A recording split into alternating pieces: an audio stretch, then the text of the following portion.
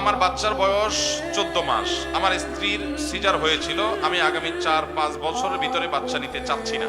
আমার প্রশ্ন, জন্ম নিয়ন্ত্রণ, ইমপ্ল্যান্ট, কপারটি এসব পদ্ধতি ইসলামে জায়েজ হবে কিনা, অথবা ইসলামের জন্ম নিয়ন্ত্রণের কোনো পদ্ধতি আছে কিনা?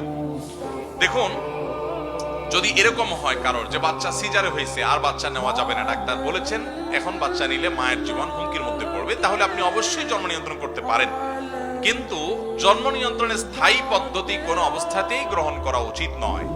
কপার্টি ইত্যাদি এগুলো লং টার্মের জন্য করা যায়, 2 বছর, 3 বছর, 4 বছর, বিভিন্ন সময়ের জন্য। তো সেটা আপনি করেন, পরবর্তীতে আবার সেটা রিনিউ করেন। কিন্তু আপনি স্থায়ীভাবে জন্ম নিয়ন্ত্রণ করবেন, একদম আপনি জরায়ু কোটে ফেলে দিলেন, আপনি একেবারে স্থায়ীভাবে লাইগেশন করে ফেললেন, এরকম পদ্ধতি ব্যবহার করা জায়েজ নাই। জন্ম নিয়ন্ত্রণ ইসলামে জায়েজ আছে তখন যদি এটার উদ্দেশ্য হয় শরিয়া গ্রাহ্য কোনো কারণ, যেমন আপনার এই মুহূর্তে একটা বাচ্চা হলে স্ত্রীর শরীরের উপর হুমকি পড়বে, বা তিনি ভয়াবহ অসুস্থ, আর একটা বাচ্চা নেওয়াটা তার জন্য রিস্ক হয়ে যাবে, কষ্ট হয়ে যাবে অনেক বেশি, আপনি সেই উদ্দেশ্যে গ্যাপ দিতে পারেন। একটা বাচ্চা আছে এখন এই মুহূর্তে, আর একটা বাচ্চা হলে শহরে বসবাস করেন, রাখার কেউ নেই, কষ্ট হয়ে যাবে পালন করা, আপনি এই উদ্দেশ্যে জন্মবিরতি করতে পারেন। সেটা 2 মাস, 2 বছর, 5 বছর হতে পারে।